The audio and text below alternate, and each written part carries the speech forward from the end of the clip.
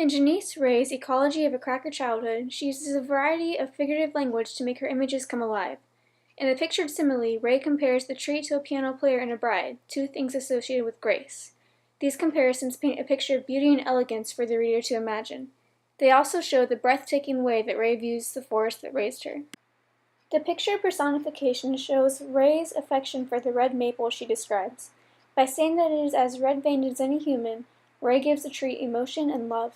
It causes the reader to connect with the tree, and by describing the tree as flinging sheer gold in the fall, it once again paints a picture of beauty and elegance for the reader to imagine. The pictured metaphor shows Ray's intimate connection to nature. By comparing scars to trinkets, Ray causes the reader to see scars in a new light. It is true that each scar is simply an untold story.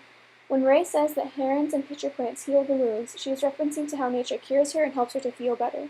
Nature is her reason for living, the reason why she is alive today.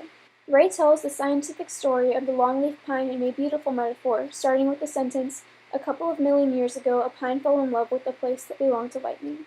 She creates the conversations and emotions between the pine and the lightning, artfully telling the tale of the longleaf pine. It all began when a pine tree settled in a land that was controlled by lightning. The tree grew for a great number of years before it was struck by lightning. However, as the tree burned, it set loose dozens of young seeds.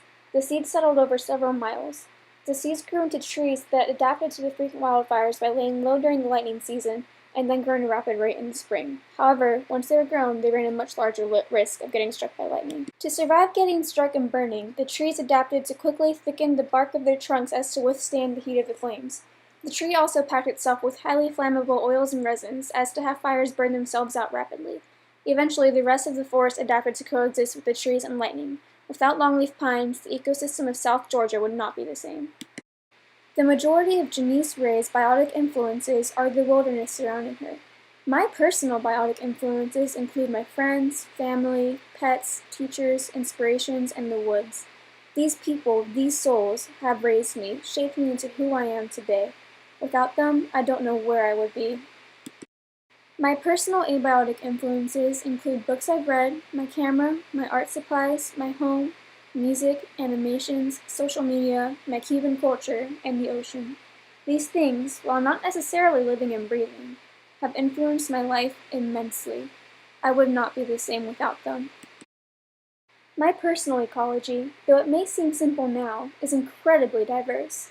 All of these numerous factors, split-second memories, and intense emotions have made me into the person that I am today. I wouldn't trade it, both the pain and the joy, for anything. Without these influences, without this past, I am not me. My personal ecology has taught me that life is painful and hard, but it is also beautiful. Life is a furious lion, his deafening roar, his glinting fangs. But life is also a nurturing lioness, her sleek golden fur, her welcoming amber eyes. No matter how hard it gets, there's always a reason to keep going. There's always a lioness amongst the lions.